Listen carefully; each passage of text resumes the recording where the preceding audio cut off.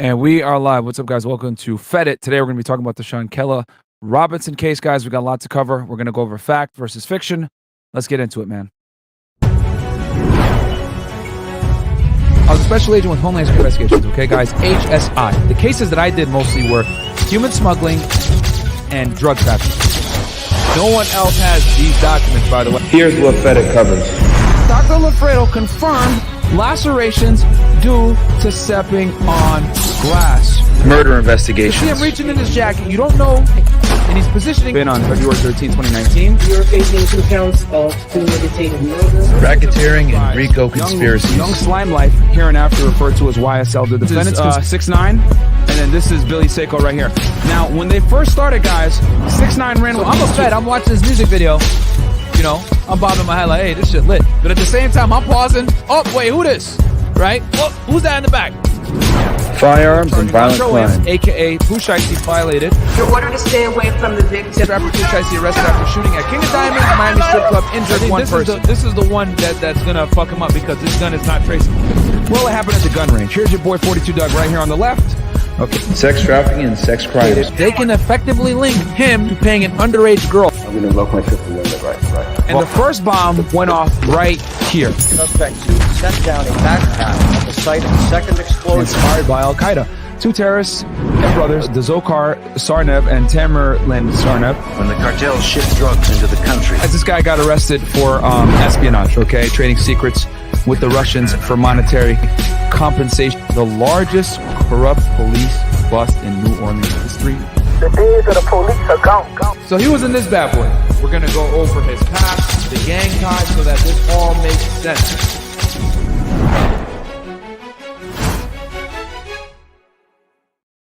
All right, and we are live. What's up, guys? Welcome to Feddit, man. Today is a very special episode.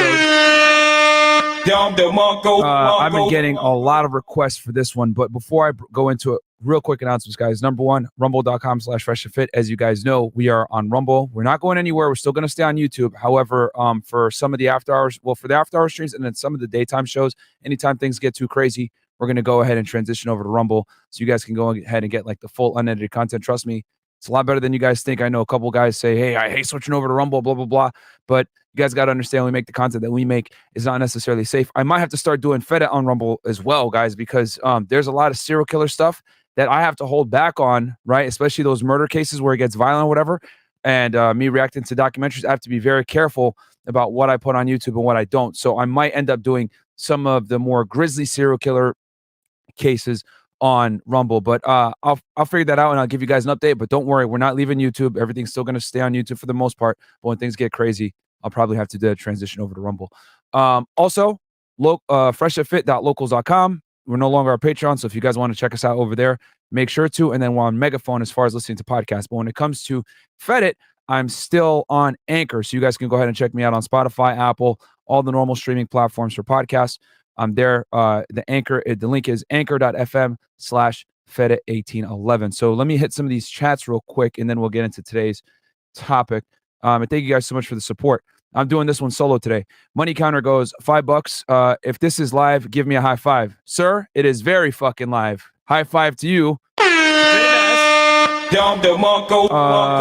Yes, this is live. This is not a premiere. So guys, just so you know, the way I have this channel set up is this.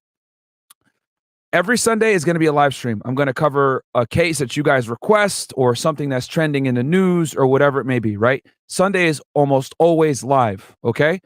The only time a Sunday show is not live is if it gets taken down while I'm midstream, okay? Which happens quite a bit when I do the serial killer documentary reactions. Then on Thursdays, I do a documentary reaction, whether it's a serial killer or whatever it may be. Those are pre-recorded.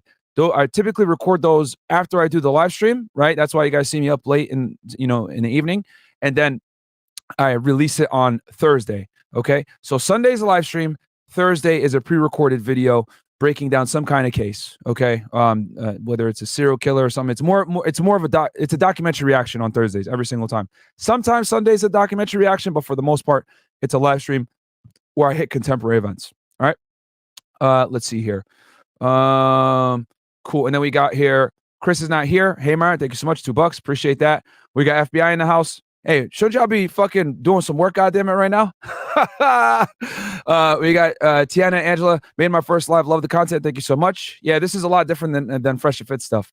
Have you ever worked with CBP Marine interdiction agents? Yeah, bro, absolutely. What do you think of them? Shout out to FNF gang. Y'all making this evil world better. Much love. Yeah, guys, I work very closely with CBP Marine interdiction agents. It's called the Office of Air Marine. Yeah, one of the guys that I worked very closely with on one of the cases I'm going to tell you guys about here in a second was a CBP AMO agent.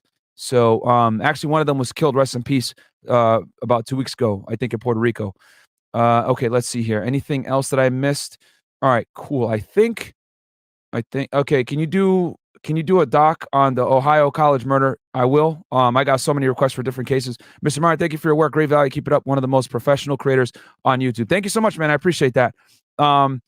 And it's funny too, because I started this channel originally off of people doxing me, like saying, oh, here's his real name, by the way, and he used to work for the government. I tried to keep that stuff secret, but someone came out and brought it out. So I was like, okay, you know what? I'm just going to take take the lemons and make some lemonade with it. And now you guys got a whole other YouTube channel that is completely different and fresh with content that you're not going to find anywhere else, because I looked everywhere on YouTube, guys. I don't know anyone that's a former law enforcement official that's doing these types of cases and or content. Like I've seen maybe like one former police officer here or there, but like they don't have their own YouTube channel. And I see a lot of attorneys, but I don't see any former special agents doing this stuff. So I give you guys very deep insight into different types of cases, because I've done all different types of cases. I'm going to talk about my training experience here in a second, because I think that's extremely relevant for today's episode. You think of break cases of the cartels from Mexico, like El Chapo? Gracias, amigo. Yes, I will.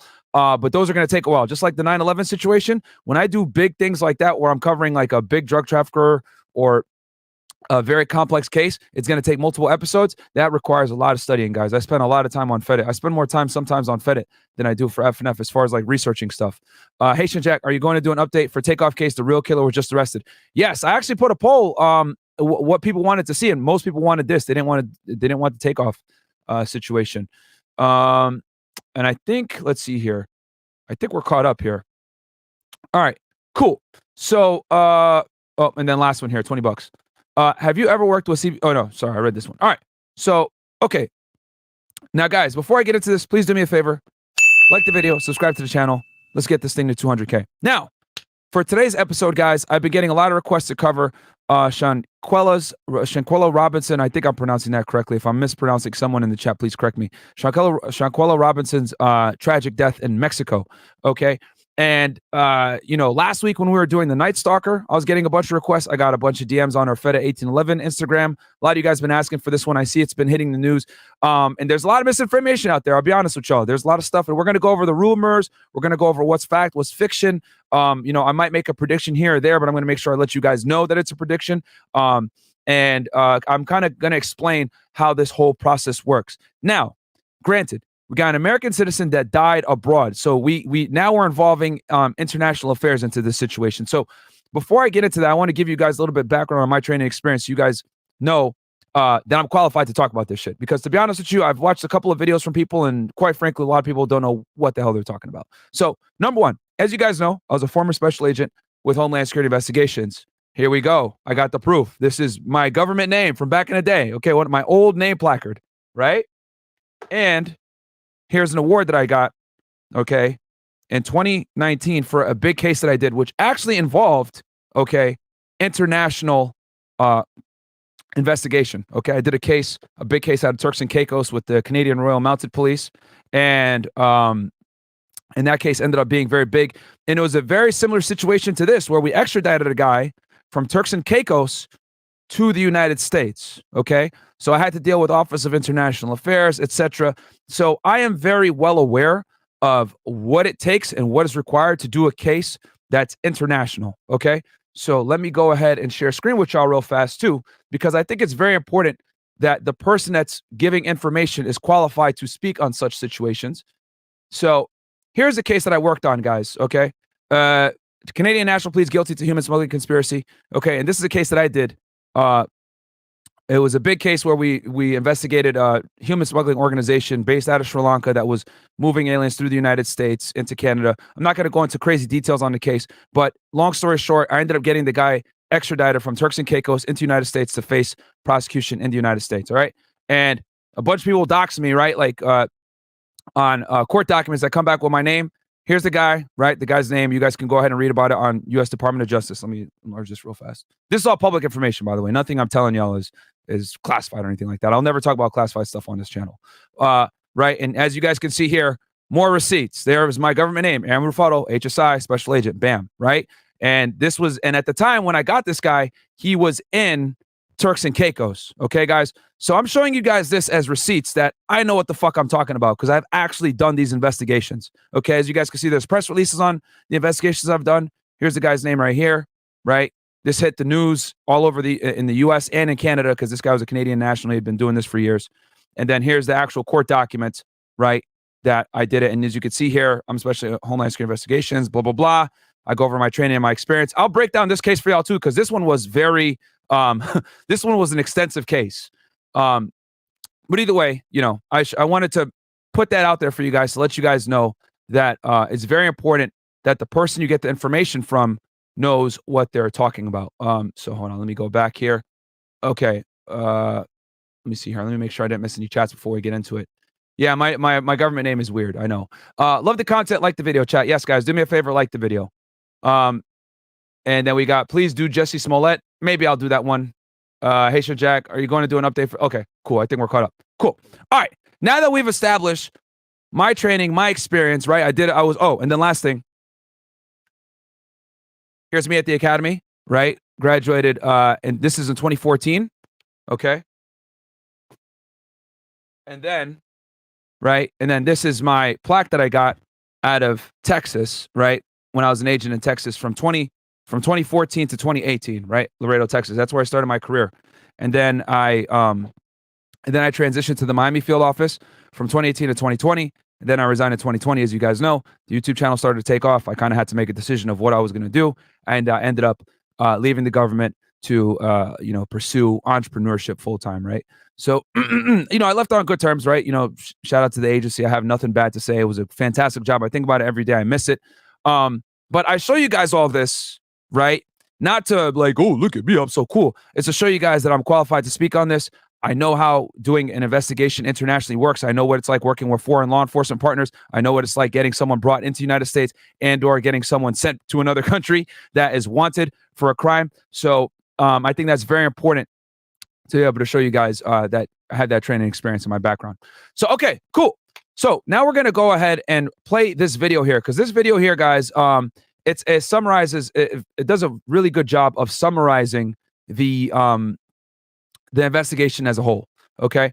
Let me pull it up real fast. And I'm going to stop the video periodically to add in little parts here and there. But in general, this video does a pretty damn good job of summarizing all the facts and circumstances. So let me go ahead and share screen with y'all.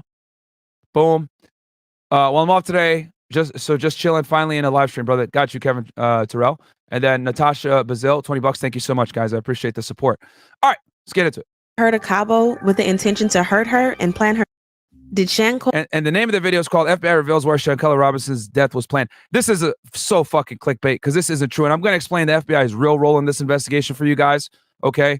I get it. They wanted to go ahead and get some clicks or whatever. But yeah, this is this is so clickbaity it hurts. But let's get into it. And there she is, by the way. What the fuck? This is her right here, by the way, guys. And then this is her and her friends. Friends really lure her to Cabo with the intention to hurt her and plan her death. When they got back from the trip with her luggage, what did they tell you happened to your daughter? That she got sick from drinking. It was alcohol.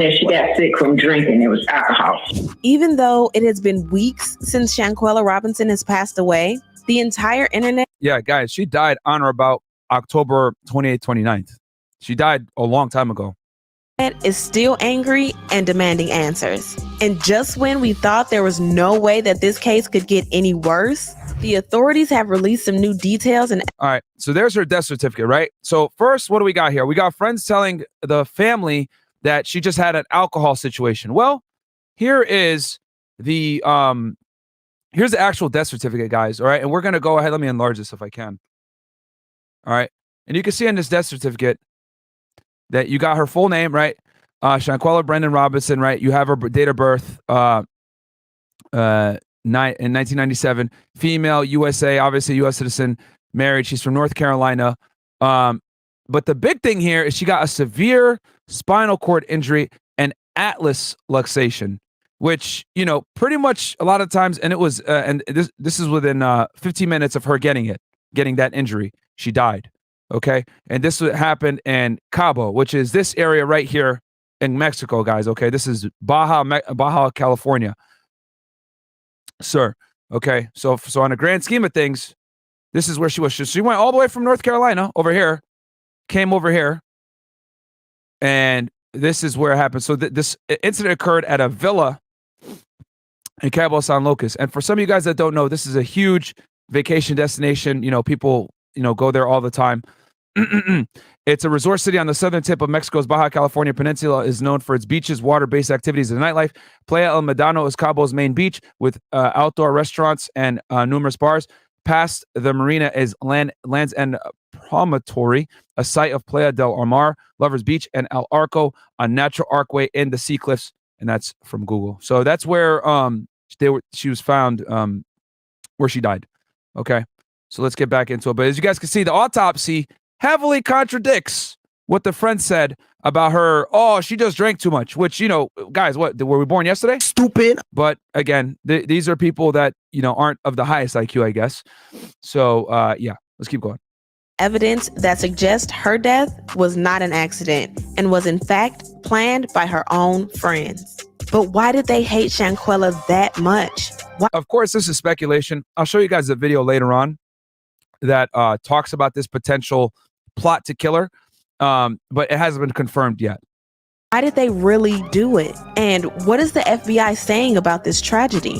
Shanquella Robinson's death has thrown the entire community into confusion in the huge funeral weeks following the incident. For those who haven't been following the story, we're going to give you a quick breakdown of the case before we get into the latest details. Shanquella went with 6 friends to Cabo, Mexico for a birthday trip for one of their friends. They left from North Carolina, and Shanquella was in perfect health when she left. The friends she left with were Malik Dyer, Winter Donovan, Elise Hyatt, Dejanay Jackson, her best friend Khalil Cook, and Nazir Wiggins. But now, a lot of the misinformation is around this woman right here, Dejanay Jackson.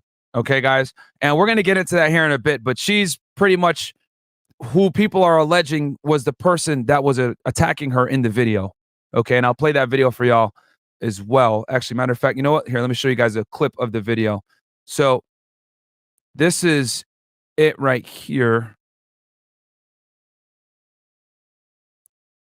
Now, what I'm about to show you guys is disturbing. Okay, so I'm gonna, you know, viewer discretion is advised. This isn't her nude. This is her with blurred. All right, so you can see she's attacking her. Can you at least fight back? Someone says, "Can you at least fight back?" Throws her on the floor, hits her some more. At least fight back, something. Viciously beating her. Again. Quilla, can you at least fight back? At least something.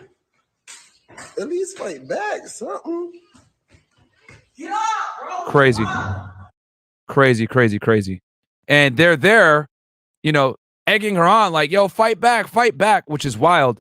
And the other thing too, interesting point for y'all, is that the mother, okay, confirmed that Shanquella sleeps naked. So this may have been an early morning attack right when she, you know, got out of bed. So we don't know exactly, but that's what the mother said as well, that it was potential that this happened when she was woken out of her sleep. And the guy that's filming it, like, ridiculous. Her best friend Khalil Cook and Nazir Wiggins. But Nazir has come forward to claim that he arrived in Cabo a day after the rest of the group and that he wasn't there when the events occurred that led to her death. According to Shanquella's mother, Khalil called her the day after they landed in Cabo to tell her that Shanquella had drunk too much and had alcohol poisoning. So what? Stupid. She had alcohol poisoning. Now, so obviously the family's like alcohol poisoning. That's why she passed away. And then when that autopsy came out, it switched everything around. She wasn't feeling too well. He later called back to tell her that medical staff were in their room and were trying to resuscitate Shanquella. And when she passed away, he then told her that the resuscitation attempts had not been successful. Khalil and the rest of the group decided to cut their holiday trip short and return home to North Carolina. That's also very suspicious. Cutting the trip short, right? And so that tells me also, right? Me putting on my tinfoil hat here for a second, right? Like, if the plan was to go there solely to, commit a murder, why would they cut their trip short, or why would they do it so sloppily, because when the medical examiners came, when they called the paramedics the first time to check on her, they said she had drank too much and the police report was taken and they had said that. But it wasn't until the autopsy came out that the Mexican authorities basically reopened the investigation and treated it as a homicide, or in their case, a femicide. And the most bizarre thing is that they left Shanquella's body in Mexico. But okay, that's not that weird, because obviously a crime had taken place and they need to, do the autopsy. They need to notify the family or whatever. So it's not like the friends are going to have the authority or the ability to bring the body back. So they had no choice but to leave the body in Mexico. So that, I guess, and this is what I mean when I say a lot of people on YouTube aren't necessarily experienced enough to report some of this information. So, but that's very common. If you die in a foreign country, even if you're a family or loved one, you're not going to necessarily get the body back. That government is going to do what they got to do, conduct their own independent investigation, whether it's a homicide, autopsy, whatever it may be, and then they'll contact the family, and then they'll orchestrate getting the body back to the family, not necessarily to friends. they took her luggage with them, and Khalil dropped it off at her parents' house. In a recent interview, her mother revealed that Khalil had continued to lie to her when he dropped off her luggage, still claiming that she died from alcohol poisoning. When they got still won't tell the truth. Stop the cap. Got back from the trip with her luggage, what did they tell you happened to your daughter? That she got sick from drinking. It was alcohol. Now, Khalil used to hang out with her family a lot, so the family knew and trusted him. Even when he got back from Cabo, he would come around the family a lot. But all this changed when the autopsy result came out. Yep, at that point, now they know the truth. Last time you heard from him? I haven't heard from him since the autopsy came back. Oh, that's a red flag right there. He probably knew something and didn't want. He probably knows something and is just trying to stay out of it at this point. That's been about 2 weeks ago or 3 weeks ago when the autopsy first came back, and I haven't heard from him since. Before we get to the autopsy and how it exposed Khalil and the rest of the friend group, we need to talk about a police report that claimed that her friends had told medical staff that she had drunk lots of alcohol and that she was found dehydrated. Police report from the day she died says guests at the resort called for medical help, claiming she had drunk a lot of alcohol. A doctor. Again, this goes to show you guys how stupid these friends are, you know, because at this point, she probably had some serious injuries and they thought, oh, let's just lie about it and we'll be fine. Like, they're not going to know. This is Mexico. Like, they don't have the capability to do a thorough investigation. Oh, man, they messed up. Stupid. Because the Mexican authorities have taken this extremely seriously for a multitude of reasons.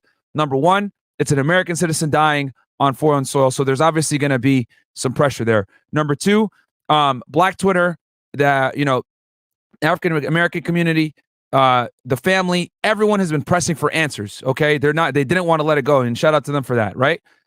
Third, there was obviously indications of foul play, and which contradicts the original story. Okay. You guys wonder, like I talked about this in the YNW Melly case. The reason why they're going after YNW Melly so hard is because the story, right, that him and YNW Portland gave the police grossly contradicts the evidence found at the scene. Oh, we got hit by a drive-by, and then they see bullet holes on the side of the vehicle, whereas when they actually did the bullet trajectory analysis, they found out that there was no way that they got hit in a drive-by because the bullets didn't line up with the wound patterns on the individuals. That is why the death sentence is being put back on Melly, because they're saying, yo, this was a premeditated murder. Same situation here. They're saying that she died of alcohol poisoning and she got too drunk, but the reality is she was attacked, and the spinal injuries are indicative of that. So whenever someone lies to the police like that, gross lie, right? And there was actually some foul play and someone was killed on it, to them, that does what? Makes it premeditated, essentially. A lot of the times they look at it like that's premeditated murder because you've taken steps to cover up the fact that a crime occurred, all right? Now, can they prove it's premeditated a lot of times? No, but they're going to treat it like it's premeditated, which is what's important, all right? What you know and what you can prove are two different things, which is true. However, they're going to treat it like it's premeditated because the lie was so gross, okay? And it contradicts 1,000% what they found on the autopsy. So Mexico has a very strong incentive to go after these people for public relations, a U.S. citizen dying. And on top of that, guys, this occurred in a tourist hotspot, okay? They can't afford to have tourists dying on their soil, right, in a tourist location. It's one thing if you get killed in Nuevo Laredo, right, in Juarez, right, these war-torn, narco-controlled cities. But when you're in a place like Cancun, Tulum, Cabo, bro, people, they don't want people dying there because that entire area is propped up through the tourist industry. It's bad for money, okay? And I'll take it a step further with y'all as well. Now, me going back in time right here, right? I'll take you guys down memory lane. It's extremely bad business for cartels to hurt and kidnap and or kill American citizens in Mexico, especially in tourist destinations, because what that does is it brings Mexico a bunch of U.S. attention. And guess what happens when they get U.S. attention? The ports start to become tighter. It becomes harder to smuggle in drugs. The police get stricter. It becomes way more difficult to get business done. The entire smuggling business is held almost up in the air. So they want business to, operate as usual. So anytime someone does something stupid where they're kidnapping American tourists or whatever it may be like that, it affects the flow of illicit commerce for the cartels, okay? So sometimes what they'll do is if someone does something and it wasn't like sanctioned by somebody higher up, they'll kidnap that dude, beat his ass, and then throw him over the border to the Mexican authorities to get him. Sorry, to the U.S. authorities to get him, right? I've seen this happen before, even myself when I was an agent in Laredo. So they're going to do everything in their power a lot of the times to make sure that innocent Americans typically aren't hurt in Mexico. Now, does it still occur? Of course. But, for people to say, oh, yo, there's nothing that it's extremely dangerous. It is. But the people that typically get kidnapped and brought to Mexico and tortured and beat up or whatever, 9 out of 10 times are criminals. Okay? They're criminals. They owed money. They lost drugs. They snitched, etc. If they are American citizens, they're ripping drugs. There's a whole part, when I was in Texas, there's a whole crew of guys, we call them rip crews. And what they do is when drugs are smuggled into the United States, they're there waiting and they fucking attack the smuggler, steal the drugs, and, go traffic them themselves, right? Because at that point, they've done the hard work where they've smuggled it across, the price of the drugs doubles, and now they're able to go ahead and distribute it and make a lot of money. However, when you do that shit, what ends up happening is the guys on the Mike side or Mexican side, they're going to find out who these rip crews are, and they're going to go ahead and pay people to go ahead to Sicarios, whatever it may be, to kidnap these motherfuckers, bring them back to Mexico, and that's when they kidnap and beat the shit out of them. So when American citizens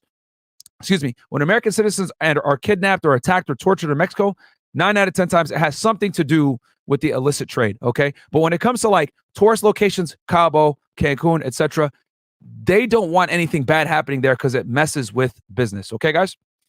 So that's typically how it goes when it comes to violence on the Mexican side. Not saying it doesn't occur, guys, but it's not as common as people think where an American citizen is going to get kidnapped in Mexico just because. Like, typically there's a reason. Said she was, quote, stable but dehydrated, adding that the guests refused to bring her to a hospital. The police... Oh, yeah, and they also, when they do capture one of these rip crew guys, all right, or an op or something like that, they're going to make sure to record that beating and that murder on camera and distribute it to allow people, to let people know, don't mess with us. Okay, the Losetas, for example, are notorious for doing this, being extremely violent, beheading people, killing them, torturing them on camera, hanging the body off of bridges with like a note on it, like, hey, if you cross us, this is what's going to happen to you, etc. Report said she went into cardiac arrest and was declared dead at 6 p.m. According to this, her friends had refused to take medical advice to take her to the hospital. And this should have raised red flags with the medics that were attending to that situation. But from what we know now, her friends probably lied to the medics about the alcohol poisoning, and the medics didn't probe further. In fact, before her autopsy results came out, the Mexican authorities treated it as an accidental death and didn't investigate further. But then the autopsy contradicted everything about the police report, down to her time of death. According to the police report, she passed away around 6 p.m., but her autopsy refutes this because it lists her time of death as 3 p.m. Now, it's normal to have some time lapse. So that's a big discrepancy right there. And the manner of death, too. In determining the time of death. But a 3-hour difference is just too much. And it suggests that the police report might not be completely correct. Also, the autopsy listed her cause of death as severe spinal cord injury and atlantoaxial subluxation, which is a condition where unstable or excessive movement is present in the first 2 vertebrae of the neck. And it suggested that Shanquella had been the victim of physical attack. Interestingly, the autopsy made no mention of alcohol in her system, and people have pointed out that if she indeed taken enough alcohol to get alcohol poisoning, then it should have shown up on the autopsy. This further proved that her friends were lying and were trying to cover up. This was confirmed when a video... And that right there is going to always get the authorities, thinking like, okay, what's going on here? This is more than likely premeditated murder because they're taking active steps to lie and cover up what the hell actually happened, to include lying to police officers and professional, personnel that showed up on scene to try to resuscitate her and give medical aid. So that's a big issue. Leaked online that showed Shanquella getting hit by one of her friends, Dejanay Jackson. In the video, and that's who they're identifying as the person that was beating her, is Dejanay Jackson, which is where some of the misinformation is coming from as well, which we'll get into that in a second. Dejanay was hitting her repeatedly, even though Shanquella wasn't fighting back. To make things worse, the other people in the group were sitting back, watching without attempting to intervene or even asking Dejanay to stop. Which is crazy. That is wild. So that tells me that something was going on prior to this where they're just going to sit back and watch it. Maybe there was an altercation. Maybe they said, let's fight. Or maybe they just knew that she was going to go ahead and attack her randomly. But the fact that none of the friends stepped in is wild to me. And there were men there as well. And the dude that's holding the camera is saying, yo, fight back, blah, blah, blah. Like, what the hell? L friend right there. Leo could also be heard saying, Quella, can you at least fight back? So from what we know, the autopsy result shows that she could have easily gotten injured in the fight, especially since it was reported that Winter Donovan also hit Shanquella and even slammed her into a wall. Oh, man. Well, as a result of public outcry and indignation, as well as Shanquella's parents' determination to get answers and justice for her, shout out to her parents, working so hard to get the truth, man. Her mom and her dad have been doing a bunch of interviews trying to figure out what's going on. And that's the importance sometimes, guys, of having good parents. When you don't have like a strong family unit, a lot of times these cases fall by the wayside. You guys want to know something very interesting? Since I've been doing a lot of research on these serial killer cases, a big reason why these serial killers are able to get away with killing these women, right, especially back in the 70s, 80s, and 90s, is because a lot of them didn't have a family unit that went ahead and actually looked for them and figured out, hey, what's going on here? And, they just went missing and no one cared. But when you have a family behind you, man, they're going to demand answers. They're going to push. And that puts an enormous amount of pressure on the authorities to do something, which is a good thing. Shout out to parents. Mexican authorities reopened the investigation into her death, and the FBI also got involved in the investigation. The Mexican police overturned the previous ruling of non-suspicious death and have now ruled it as a femicide. For those who don't know what femicide is, it is simply the of a woman based on her gender. The international killing of a woman based on her gender. And then also I want to say this too, because as you guys can see in this headline right here, arrest warrant issued in an investigation death of Shanquella Robinson in Mexico. We're going to talk about that arrest warrant here in a little bit. But basically people were alleging, oh, Dejanay Jackson, they are issued an arrest warrant for her, which is that hasn't really been verified, but we'll keep going. Overturned the previous ruling of non-suspicious death and have now ruled it as a femicide. We just know that there's an arrest warrant, but we don't know for who. For those who don't know what femicide is, it is simply the of a woman based on her gender. The Mexican authorities believe that Shanquella was in part because of her gender, and this is why they ruled it as a femicide. And I know some of you guys are saying like, yo, what's a femicide? This is weird. You guys got to remember that other countries have different laws and statutes and things are written differently. So that's why in Mexico, they have a statute that refers to it as femicide.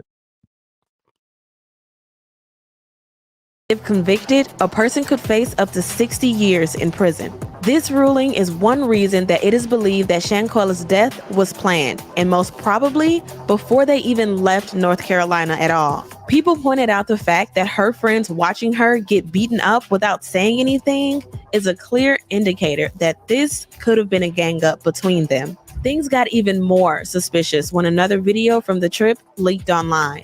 And it shows that the group was clearly planning something without Shanquella's knowledge or involvement. Hi, what?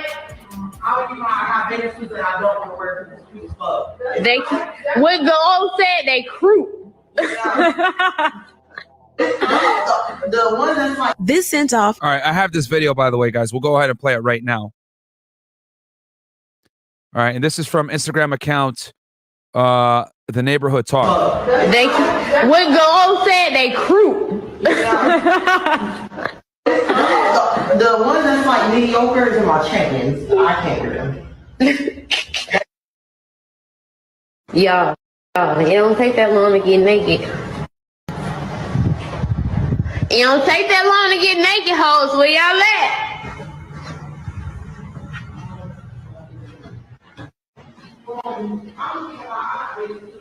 She told me I'm gonna keep it hot. You gonna keep it hot? What? I benefits that I don't want to work in this piece of they what Gold said they crew. The ones that's like mediocres are my champions. I can't do them.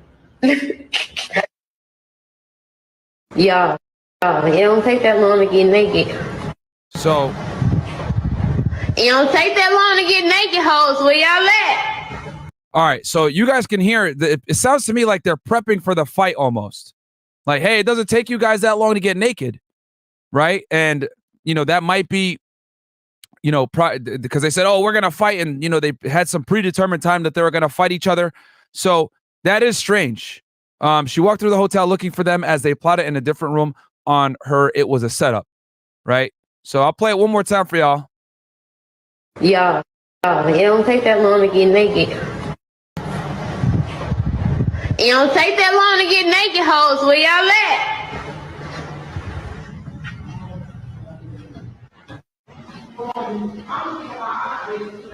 She told me I'm gonna keep it hot. You gonna keep it hot? What? I benefits that I don't want to work in this piece of they what Gold said they crew. The ones that's like mediocres are my champions. I can't do them. Yeah, it don't take that long to get naked. Very strange. Very, very strange, as you guys can see. You know, obviously we don't have the full context, right, of what the hell they were talking about. But hey, it doesn't take that long to get naked. That's a little strange, right? Because we know that Shanquella was naked when she was attacked. So, and you know, that could be for a multitude of reasons. Hey, we're going to fight naked, so I know that you can't grab my clothes or anything like that. You know, that might be a reason, but we can only speculate. We don't know the truth. And let me go ahead and hit some of these chats real fast. Okay, we got, thank you guys so much for the support. I really appreciate it. And we'll keep going here with the video. And then we're also going to go into the rumors. Another major reason why I don't dabble in the dark. Stay in the light, fellas. Frankie Baltimore, this fucking guy.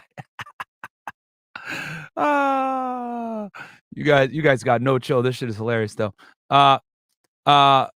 Pinochet's helicopter tours. Free helicopter rides for all Ninja Watchers. There you go. Like the goddamn video. Stop being Ninja Watchers. We got almost 2,000 y'all in here, by the way, guys. You guys could be anywhere else in the world, but you're here with me. So like the video, please.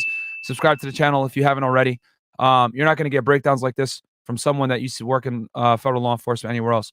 A wise man once said, women watch murder mysteries just to relax. Do you predict more women will gravitate towards this channel soon since they like this type of content? Yeah. I think a lot of people like crime narratives and stuff like that. You guys really love the serial killer stuff. Can you do ex-football player Steve McNair murder? I can. Damn, Steve McNair. That was way back in the day. Myron is a motivation in motion. That's why Real Man Watch. Big up to you, bruh. Thank you so much, man. I appreciate that, my friend. I just try to give y'all diversified content, man. And then I think, cool, I'm caught up. All right, let's get back to the video, guys. Thank you so much for the support. Don't forget to like the video, goddammit. A lot of red flags for a lot of people because the group was clearly trying to make sure that Shanquella couldn't find them and they didn't want her to hear what they had been talking about. Also, well, that girl did yell. It doesn't take that long to get naked, hoes. So you never know. People pointed out that it was shady that they left Mexico so soon after her death. It is believed that the trip could have been an excuse to hurt her in another country, then hurry back to the United States to avoid facing justice in another country. The fact that they left so quickly and left her body in Mexico after only a few hours fueled public opinion that the friends know more than they are saying. People have called out the entire friend group for allegedly planning the entire thing, saying things like, so all of these people involved in Shanquella Robinson's murder need to be arrested and put away for life. If that doesn't happen, not going to be good. It was a planned attack. People have lost all of their morals. And the more I think about the Shanquella Robinson assaults, the angrier I get. They planned this entire thing. They intentionally planned the trip to Mexico to kill her. They intentionally caught her at her most vulnerable, and they intentionally recorded it to embarrass her. Premeditated. Now, we can't say that for sure. Right, guys? We don't know if they went there with the intention to kill her and then, they actually enacted upon it, or they got there, everything was good, then they got into an argument, decided, I want to fight this chick, and then they fought her, and then they concealed it after the fact because they didn't think that they were going to kill her. She beat her up so bad she didn't even realize. We don't know exactly what happened. We really don't, right? Obviously, we can speculate. You can put on our tinfoil hats to say it was a grand conspiracy. They brought her there just to kill her.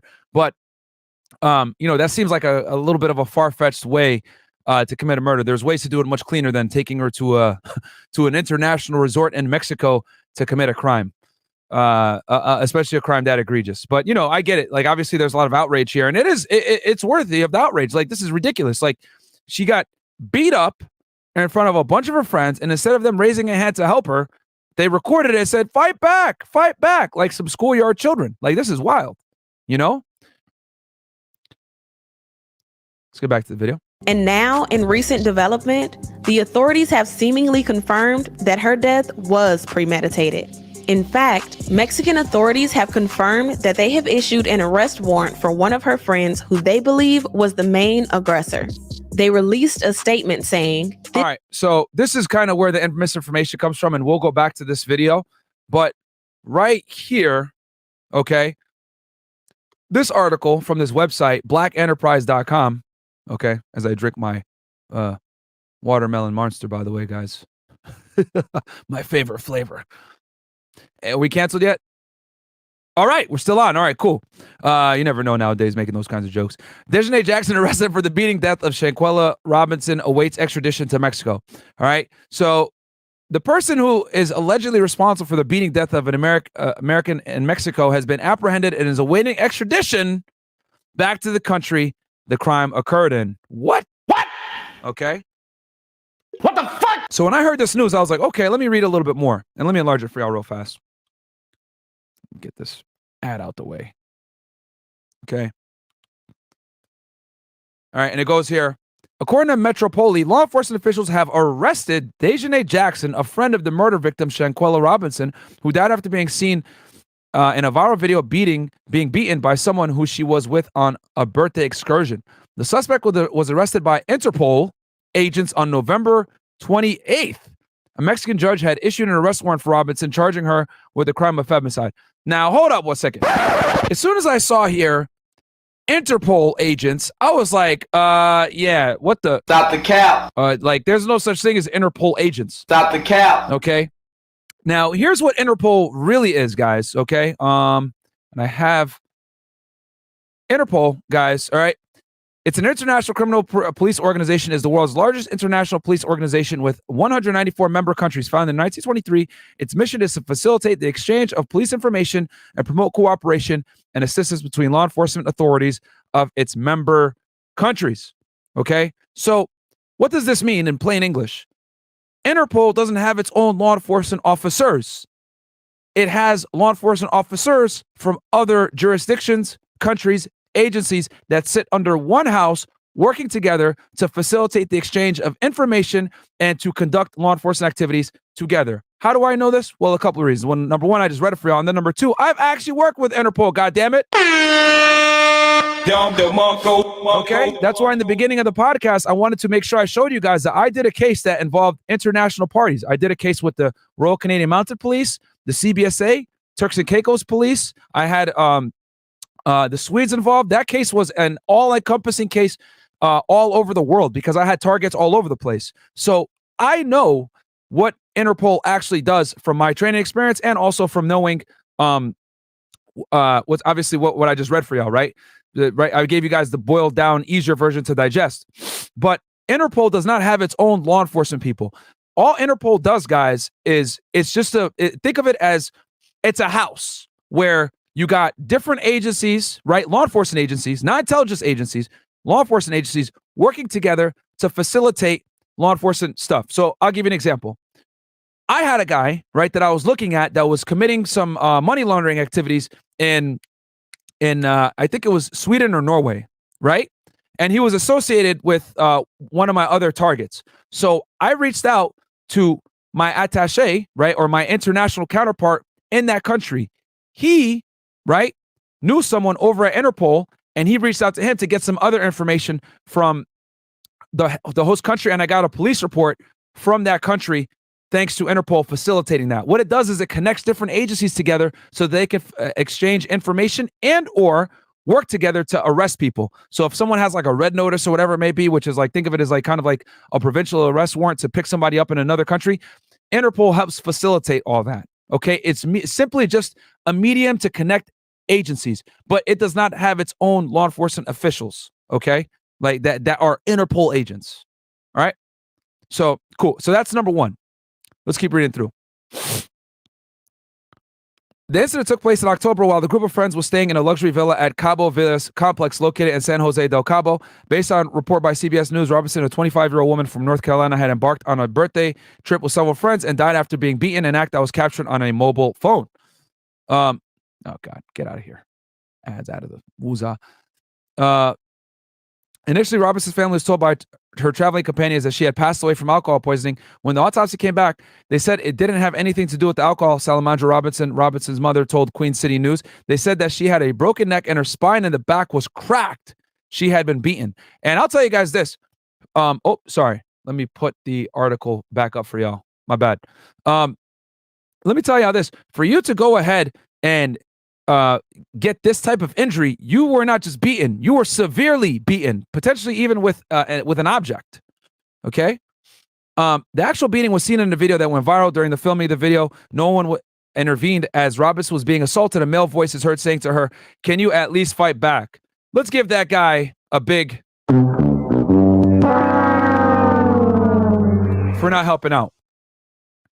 After the video clip was posted to social media, questions emerged about why none of Robinson's friends tried to stop their altercation. Yeah, disgusting.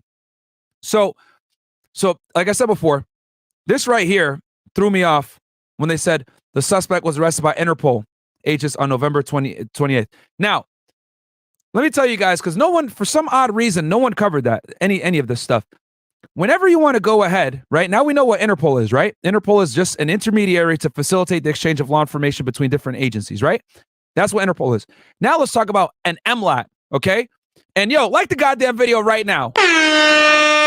Because no one, I've looked at everything. No one talked at all about MLATs, which tells me, once again, this is the power, this is the importance of talking to someone that actually knows what the hell they're talking about when it comes to doing criminal investigations at a high level with international players involved. You can't do anything without an MLAT, okay, guys? And an MLAT is an agreement between two or more countries for the purpose of gathering and exchanging information in an effort to enforce public or criminal laws. The mutual legal assistance request is commonly used to formally interrogate a suspect in a criminal case when the suspect resides in a foreign country. Now, okay, when it comes to MLATs, guys, and doing investigations that, cover different countries and borders and everything else like that, the MLAT is heavily contingent upon the country that you're working with. One more time.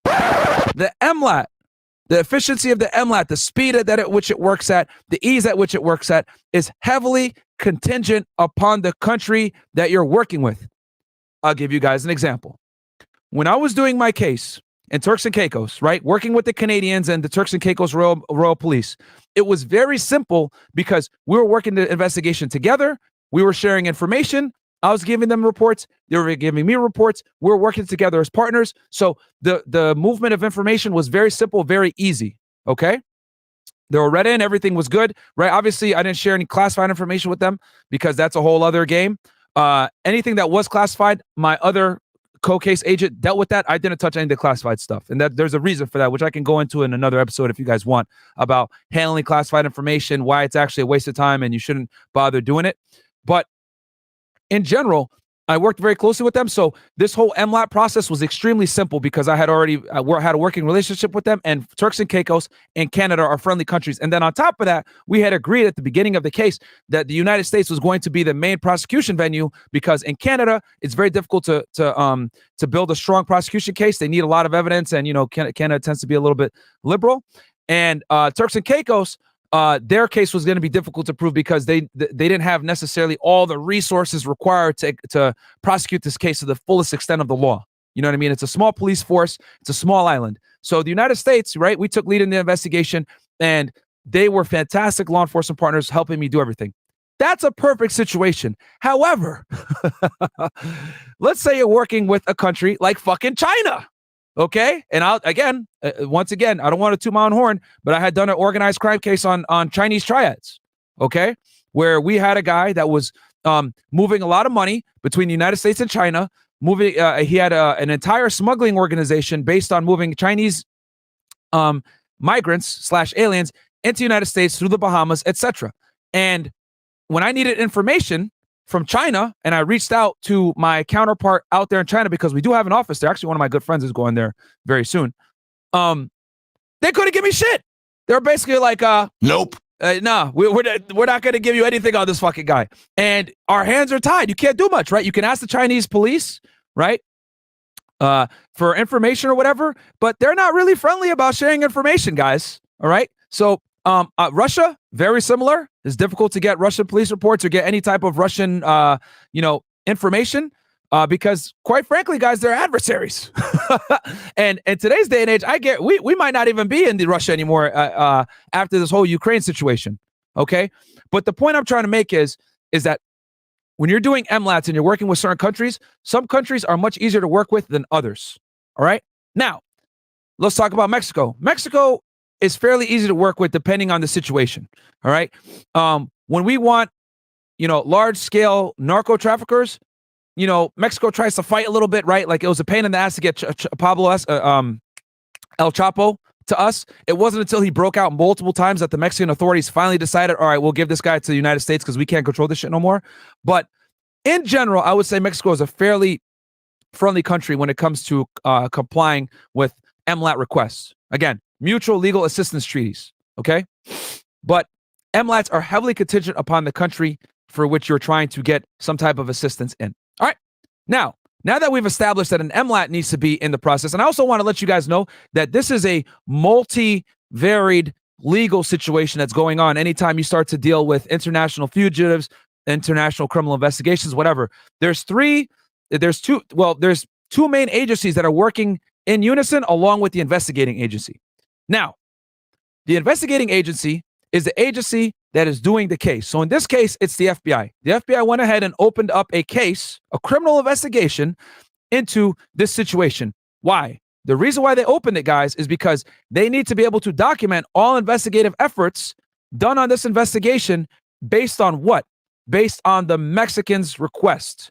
Okay? So since an arrest warrant was issued through Mexico, now the FBI has to open up a parallel investigation on their side. They're going to work with the Mexican authorities to facilitate getting whoever's responsible, whoever the arrest warrant is for, to Mexico. All right? That's why the FBI opened up their case. They didn't open their case to do their own independent investigation. All right? Because to be candid with you guys, they don't really have jurisdiction to investigate a crime that occurred outside of the United States. Now, are there situations that we do? Yes. But when it comes to like a murder like this, it's a toss-up. It's a toss-up. I think the more from what I'm reading, what I'm seeing, more than likely, the Mexican authorities are the lead agency in this investigation, and the FBI is simply assisting. Okay? Because the crime occurred in Mexico. Clearly, the Mexican authorities are very serious about this. The fact that they were able to get an arrest warrant back so quickly, they've been following up on leads, etc., which is contrary typically to how Mexican authorities do their investigations. I'll tell you this, because I work with Mexican police as well. They don't typically move that fast. So the fact that they've been able to secure arrest warrants and do all this stuff fairly quickly is very surprising to me. But I'm not. Well, it's not the norm. But I'm not surprised because, again, like I said before, these circumstances, special circumstances, American citizen, enormous pressure on social media to conduct an investigation, the fact that the friends lied, the fact that the autopsy heavily contradicts what they told them, all these factors are aggravating circumstances to make the Mexico say, okay, we're stepping up, we're taking lead on this investigation, we got an arrest warrant for her, bam. Now the FBI knows it's serious, they have to open up an investigation here in the United States, so that they can assist Mexico in going ahead and getting this woman over to them. Okay, so you got the investigating agency, right? So in this case, it's the FBI. The FBI is under the Department of Justice. Then you got the State Department, which a lot of people didn't talk about this as well. The State Department, guys, is the face of the United States abroad. Okay, so the Office of Legal Advisor or Law Enforcement Intelligence is responsible for providing legal advice to the Department of International Law Enforcement matters and managing the department's responsibilities in cases of international extradition. All right. And then this webpage gives you information. But basically, this paragraph right here is what you guys need to know. Oh, my bad. Let me enlarge this for y'all. Sorry, guys.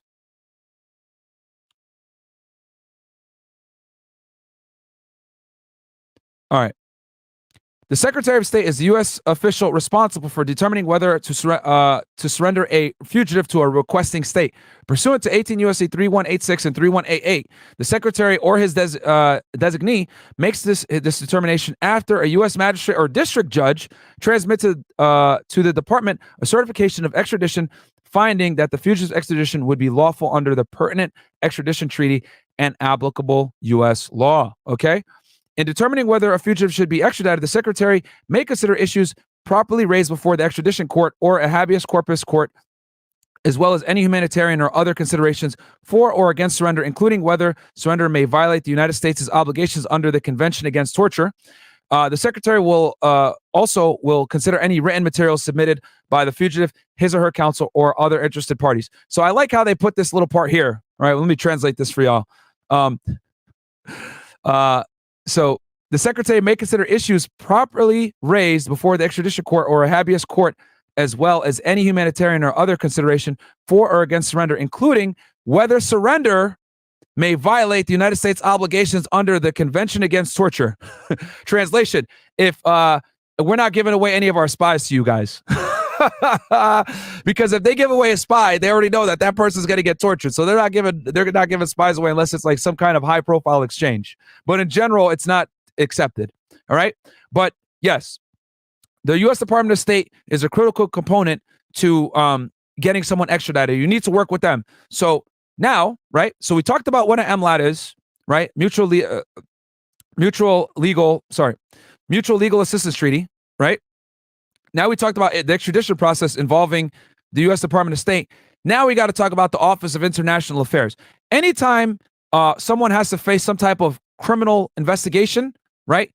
The United States Attorney's Office, aka the federal prosecutors, all right, they're going to be involved in this situation. And they have something called OIA, okay? And I dealt with these guys quite a bit when I was doing my Turks and Caicos case, all right, working with the Canadians. The Office of International Affairs, OIA, returns fugitives to face justice, transfers sentenced persons to serve their sentences in their home countries, and obtains essential evidence for criminal investigations and prosecutions worldwide by working with domestic partners and foreign counterparts to facilitate the cooperation necessary to enforce the law, advance public safety, and achieve justice. Okay? So here, which I think is important, extradition and removal of fugitives. OIA plays a central role in apprehending and returning fugitives to justice so they may be held accountable for their crimes. Using all legal tools at its disposal, extradition, deportation, and other lawful measures, OIA works with domestic and foreign partners to extradite or lawfully remove criminals sought for prosecution in the United States or abroad for a variety of offenses, including violent crime. Okay? So, and this is all the different things that they do, right? And then here we go, international relations and treaty matters. On matters affecting DOJ's international law enforcement mission, OIA attorneys negotiate and provide expert counsel regarding treaties and other agreements. OIA attorneys also represent DOJ in a multitude of multilateral fora where they formulate law enforcement strategies to promote the U.S. government's law enforcement interests. Okay, now we're going to go ahead and look at the statute, right? Because we talked about this statute with the U.S. Department of State, okay?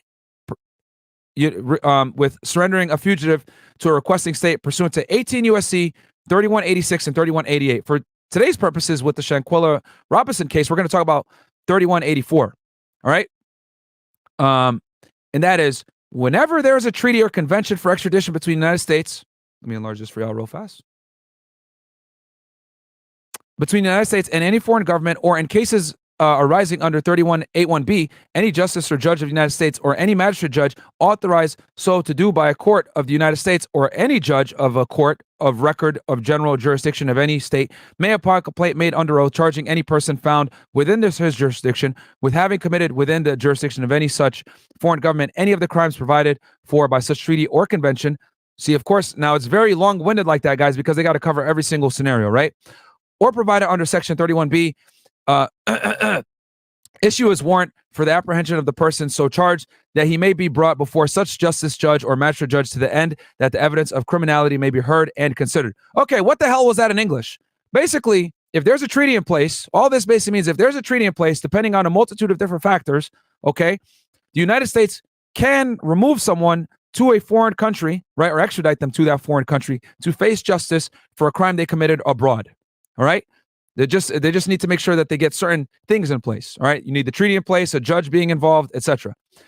Such complaint may be filed before, and such a warrant may be issued by a judge or magistrate judge of the United States District Court for the District of Columbia if the whereabouts within the United States of the person charged are not known, or if there is a reason to believe the person will shortly enter the United States. If on such hearing he deems the evidence sufficient to sustain charge under the provision of the proper treaty or convention or under Section 31B, he shall certify the same together with a copy of all the testimony taken before him to the Secretary of State, which we discussed earlier, that a warrant may issue upon the requisition of the proper authorities of such foreign government for the surrender of such person according to the stipulations of the treaty or convention, and he shall issue his warrant for the commitment of the person so charged to the proper jail there to remain until such surrender shall be made. Okay, so what the hell does this all mean in English? I will translate that for y'all here in a second, but let me go ahead and make sure I didn't miss anyone as far as chats. Yo, guys, like the video, because I just broke down for y'all how this process actually works. And now that you guys understand, I'm going to go ahead and distill it for you guys and summarize it. Houston has landed. Thank you for explaining, Fit. Thank you so much, man. I appreciate it. That's what I'm here for, man. Help y'all out, because there's a lot of confusion with this. Just started watching your channel. Thank you for all the entertainment. Got you, my friend. Edutainment. There's 2,000 y'all in here, by the way, almost. So, guys, like the video. Even if she fought back, she wasn't going to beat the Transformer. You guys are fucking clowns, man. And then we got here, Zeus goes, am I blocked on the F&F channel? Not to my knowledge. I don't block anybody. Sephiroth 702, love the videos. If you want an insane story, do an episode of the Chicago Ripper Crew. Maybe. I've never gotten a request for that one. Okay, I think we're caught up here. And then last one, can you break down the DC Snipers case? Yes, I'm already working on that one. I've already started doing research on that investigation for y'all. So okay, let's recap real quick, because I just spoke a bunch of jargon to y'all that you guys might not know what the hell is going on. So let me just summarize this all.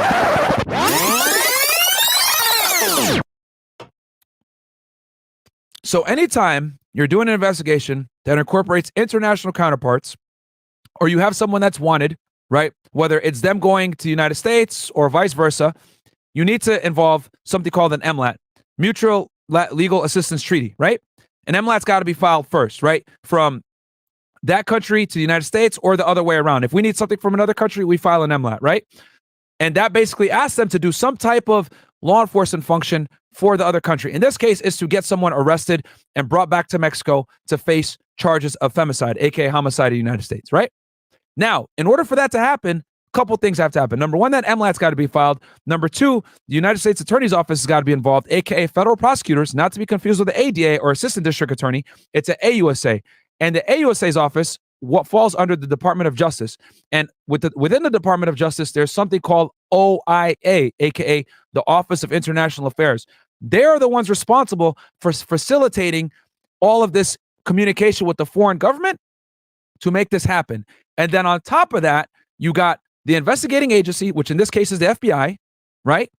And then you also have the State Department, which is the bridge under which all of this will be facilitated, because the State Department is the face of the United States internationally. And so State Department facilitates it. Office of International Affairs gets the documents ready to facilitate it. And then the investigating agency prepares the documents for the OIA to go ahead and facilitate it.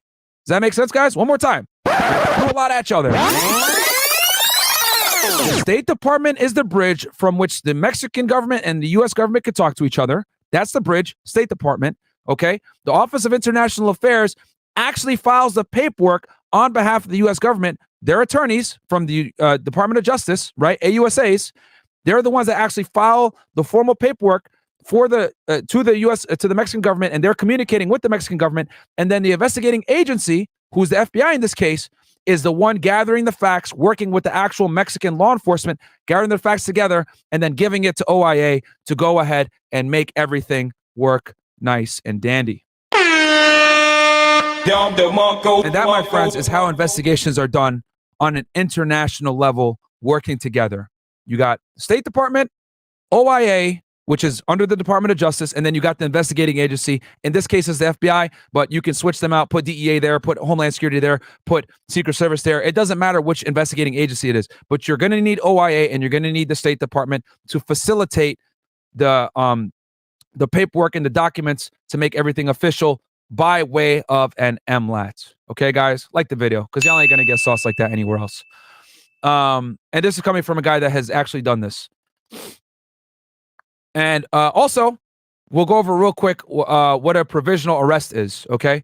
So a provisional arrest, guys, is appropriate when the country making the demand for extradition believes that there is a risk the fugitive will flee. Requests for provisional arrest must be handled quickly for the United States to fulfill its treaty obligations. After receiving a request for provisional arrest, the Office of International Affairs, now that we know who they are, contacts the prosecutor in the district where the fugitive is located. OIA provides information about the name, identity, and whereabouts of the fugitive, the crime with which he or she has been charged, the foreign warrant issued for the fugitive's arrest, and the demand for provisional arrest. Okay, so also I want to say that there's been rumors, right, from other outlets that Dejanay Jackson was the person that the arrest warrant was issued for, and that she was arrested in Connecticut.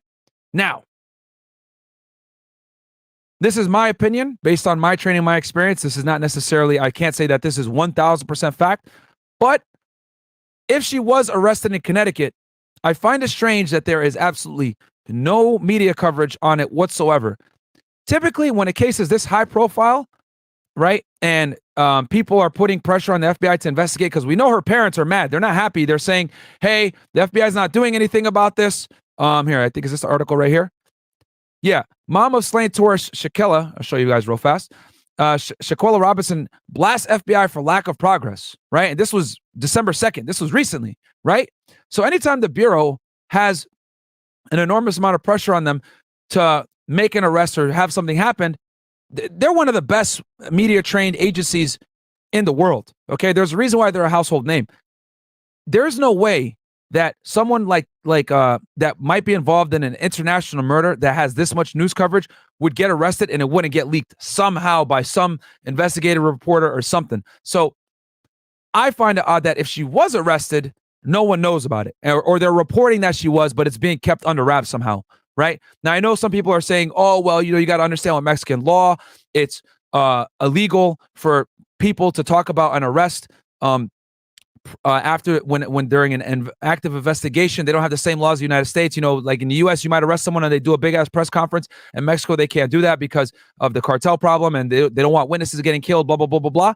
I understand that, but at the end of the day, she's getting arrested on U.S. soil, and there's an enormous amount of pressure on the FBI to make an arrest and to get something done here. So I find it strange that someone like this, such a high-profile case, would get arrested, and there's no formal media coverage on it anywhere. I haven't seen anything official out of Connecticut, the United States Department of Justice, nothing.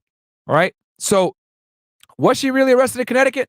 I don't know. But I will tell you that it's strange that I haven't heard anything about it, because you can't keep something like that a secret. Some investigative reporter is going to find out, bro. Somebody. Okay? What else here?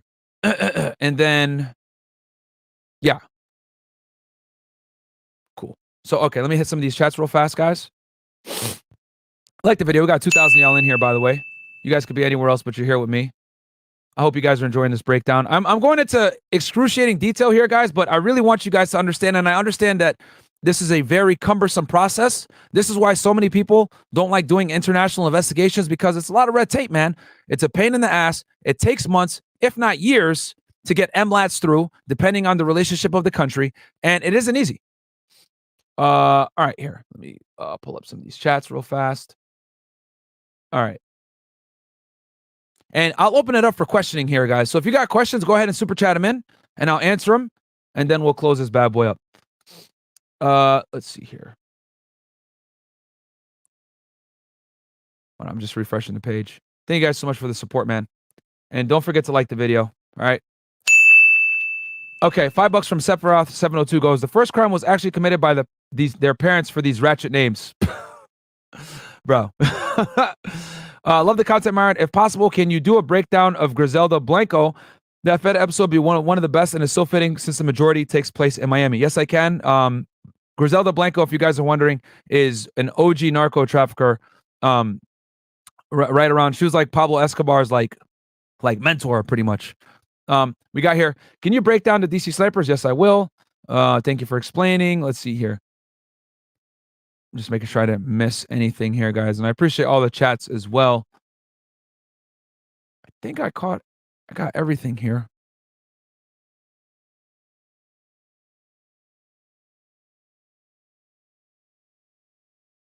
All right. I think. Give me 1 second, guys. Yeah. All right. Now, okay, I caught up with the older chats. Okay, favorite Eminem album. The Eminem Show or the Slim Shady LP?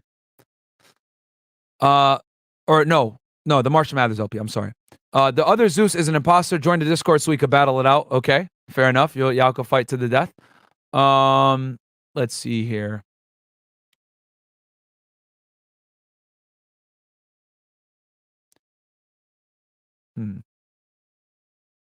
Yeah. So, okay. So what's my final thoughts on this situation? As I drink my watermelon. What I anticipate that's going to happen, guys, is the Mexican authorities are going to continue to obviously do their investigation. They're obviously working at a very fast pace. The fact that they were able to get an arrest warrant this quickly and go through the entire process and reach out to the United States, I guarantee right now, an MLAT has more than likely been already filed, right? And the U.S. Attorney's Office, OIA, is working very closely with the FBI to go ahead and facilitate the exchange of this person that they want arrested. Now, I wouldn't be surprised if the FBI wasn't watching that person that wants to, that the Mexican authorities want, as well as potentially keeping an eye on the other individuals that went to Cabo. They're probably going to interview them as well. If not, what will happen is the Mexican authorities will come to the United States, interview them, with the help of the FBI. The FBI will basically call them in, and the Mexican authorities will be there doing the interviews, and the FBI agents will sit in, right, as an American law enforcement, and they'll let the Mexicans go ahead and gather their information for their investigation. And then who knows, my other arrest warrants might go ahead and get filed. But as far as this person getting arrested and everything else like that, that is why the FBI opened up their case, because the Mexicans filed something official on their end, filed an MLAT. Now the FBI has no choice. They have to go ahead and open up an investigation. Office of International Affairs is involved. They probably received the MLAT, and now they're just getting all the documentation, getting the approvals, getting the signatures, getting the blessings from the higher ups at OIA to go ahead to get everything cleared, bring it to a judge, get this woman arrested, or this individual arrested. Who knows? We don't know if it's Dejae Jackson or one of the other people that were involved that the Mexicans are looking for. Remember, they never actually formally named who's on the arrest warrant. They just said that they have an arrest warrant. And then we'll see what happens from there. Phosphorus, Wowzer's daddy is streaming finally. Okay.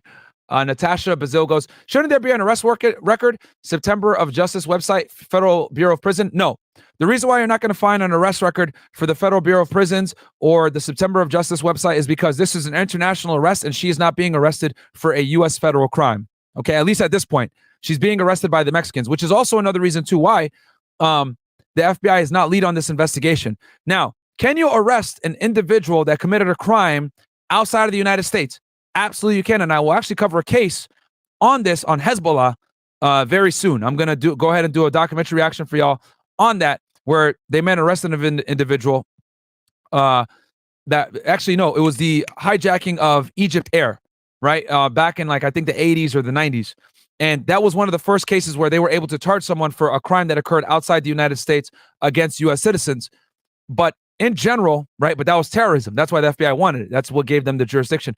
A murder like this, the Mexican authorities are going to take this all day, more than likely. And the FBI is the assistant agency. So since they're the assisting agency, they're not necessarily going to drop American charges for her, which is why you won't see her in the Federal Bureau of Prisons. Okay? Good question. Let's see here. Any other questions, guys, before I close this thing up? This one was a short and sweet one because we don't have all the information, right? There's rumors out there and everything else like that the woman was arrested in Connecticut. They're going to bring her back to Mexico or whatever. But I find it very difficult to believe with no press put out there, right? Especially with a high-profile case like this. There's no way that a reporter wouldn't be able to get their hands on this and figure out that she was arrested in Connecticut. Let's see here. Anything else? And they say we don't dabble in the dark. Shout out to FreshandFit CEO in the chat.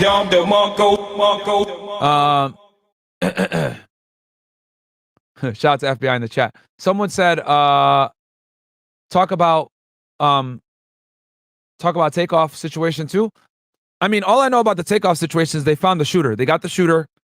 He's arrested for I think his name is DJ Pat. He got arrested for murder, and then the guy Cam that I talked to y'all about on the last episode I did, where he was brandishing a gun, they arrested him for unlawful possession of a firearm because he's a felon. Would she go to Mexican prison? Yes, she would go to Mexican prison if she's arrested, tried, and convicted. So if they do get charged in Mexico, will they be serving time in Mexico? Yes, Mr. Uzi. Yep, absolutely. The United States is in an assistance role in this investigation. The Mexican government are the ones that are leading the investigation. In any type of case, guys, there's always a lead agency. The lead agency is the one that's responsible for drafting up the arrest warrants, the affidavits, getting the evidence, etc. And then the assisting agency basically helps you facilitate it. So, for example, these Mexican authorities want to come to the United States, and more than likely, I wouldn't be surprised if these Mexican authorities don't want to come to the United States and interview all 6 of those people that were there in Cabo. For them to do that, they need to get the approvals, through OIA, through the MLAT, etc. They travel to the United States. They meet with FBI agents. FBI agents go ahead and go get those 6 people, and they bring them in front of the Mexican authorities. They sit in on the interviews and let the Mexican authorities conduct their investigation, ask their questions. Okay, maybe facilitate it with a translator or whatever, because Mexican authorities don't have jurisdiction in the United States. However, they're still conducting an investigation, and the FBI will facilitate that. So I'll give you guys an example on my side. When I went to Turks and Caicos to do my case, obviously I couldn't go there with my gun or anything like that because I don't have law enforcement power in Turks and Caicos. However, I was working with the Turks and Caicos police. So when I got there, basically I was able to do everything I needed to do with them helping me out and facilitating everything. They were the ones that brought me the prisoners. I interviewed the prisoners. After, I would take the witness statements, everything else like that. I basically did everything the same. It's just that Turks and Caicos was there with me every step of the way because it is their country. It would be the same exact situation with the Mexican authorities coming to the United States. They travel here. The FBI, who's an investigating agency on the U.S. side, the parallel agency, they will facilitate it. They do their interviews. They get them whatever they need. And then they go back to their country, prepare the evidence, and write up their reports. And then they add to their criminal investigation.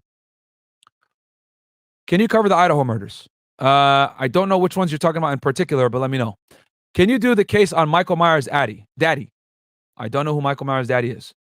After the Mexican authorities charge and convict the offenders after they serve their prison sentence, can they still be charged in the United States? I doubt it. And the reason why is because of something called double jeopardy.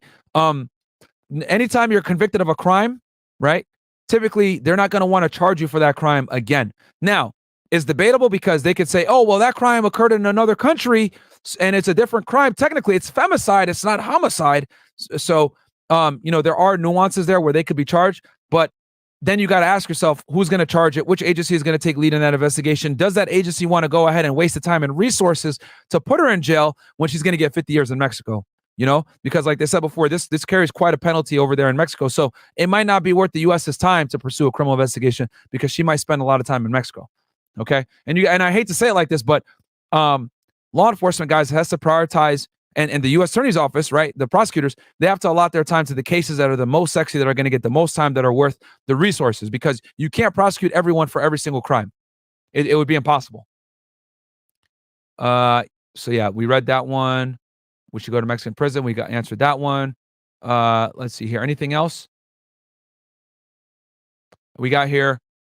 Appreciate the stream. I'm going to go ahead and watch The Railroad Killer now to get caught up. Yes, guys, I dropped an episode the other day on The Railroad Killer, which I'll show you guys real fast here. For some of you guys that like these serial killer breakdowns, the serial killer, and I'll share my screen with y'all real quick. All right. This episode right here, Fed Explains Railroad Killer Case. I dropped that a couple days ago on Thursday. I reacted to the FBI Files episode. This guy basically was running around in Texas, getting off on trains and sneaking into people's houses, killing them, eating their fruit, and then staring at their driver's licenses. Yeah, I know. What? But yeah, and in it, I got, detailed timestamps and everything else like that. I break down everything as far as like how he committed the crimes, the agencies involved, how they caught him, everything like that. So, I always put timestamps in all my videos. So make sure to go ahead and check it out, guys. I spend quite a bit of time on these documentaries for you guys. I know you guys really enjoy them. And then I made a whole playlist for y'all on serial killers, you sick bastards. Jeffrey Dahmer, John Wayne Gacy, the killer clown, Ted Bundy, of course. The Night Stalker, who's probably one of the most disturbing ones. And then we got the Unabomber, who this was the biggest, the most expensive FBI case to date. I think prior to 9/11 was the Unabomber. So, and I'm going to do more serial killers for you guys in the future. And then I got the whole complete 9/11 breakdown where 1993 World Trade Center bombing, 9/11, the official narrative, how the FBI caught identified Al-Qaeda and Bin Laden, then who Bin Laden was, how the CIA found him, and then I go into the 3 conspiracy episodes. I'm trying to get the other episode back up for you guys on what they found in Bin Laden's compound. YouTube took it down because there's some haters, but I'm going to go ahead and get it back up for y'all. But this was actually like a 8-part series here on 9/11, the official and the unofficial narratives. No one else has this extensive of breakdown 9/11 on both sides. I did it from an unbiased perspective. I covered both sides, the conspiracy and the official narrative. But yeah, man. And then you got the podcast clips, crime documentary breakdowns, and obviously the live streams, which we're on one live right now. But yeah, all that stuff is out there for y'all. Let's see here. Anything else? Okay. No questions. Just want to show support. Thanks for all you do. Stop drinking Monster though, bro. I work where those are made. Protect yourself. Hey, man. I'll live. Don't worry, bro. A lot of y'all out here eating ass. Worried about me drinking Monsters. You guys watched the last episode. You guys know exactly what I'm talking about. Rap your favorite M verse. We want to hear some bars. I can't think of. Oh, probably his verse on Renegade with Jay-Z. That's the best. That's one of his best verses. He made Jay-Z look actually pretty bad on that one. Renegade. Go ahead and check it out. Listen to that song. Eminem and Jay-Z. Renegade. Off the Blueprint. I think back in like 2001. Let's see here. Okay, Railroad Killer. We talked about that one. Okay. Luvis Rage. Thank you so much. Appreciate that. And we got here Benny Mack. 4 college students murdered. Open case in Idaho right now. Oh, you're talking about the murder from last week. Okay. I know what you're talking about.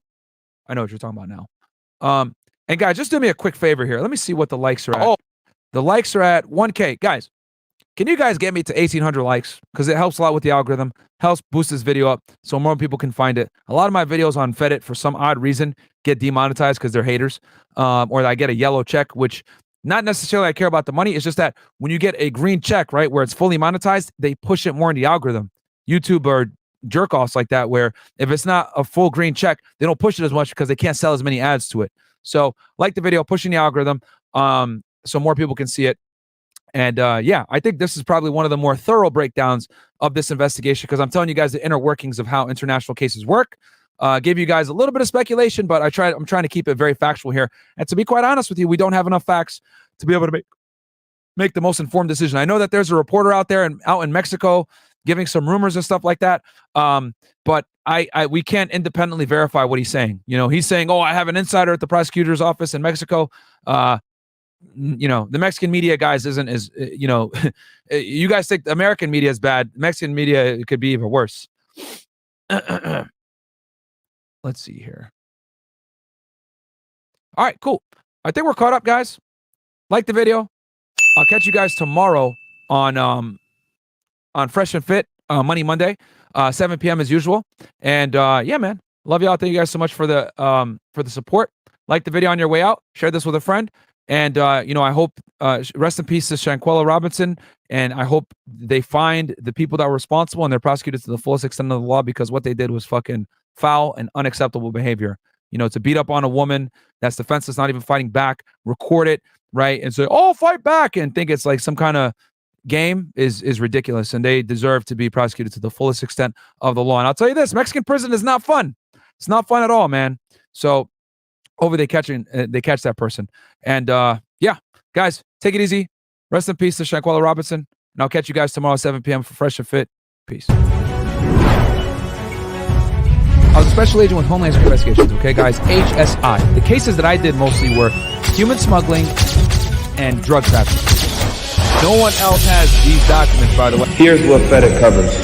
Dr. Lafredo confirmed lacerations due to stepping on glass. Murder investigations. You see him reaching in his jacket. You don't know.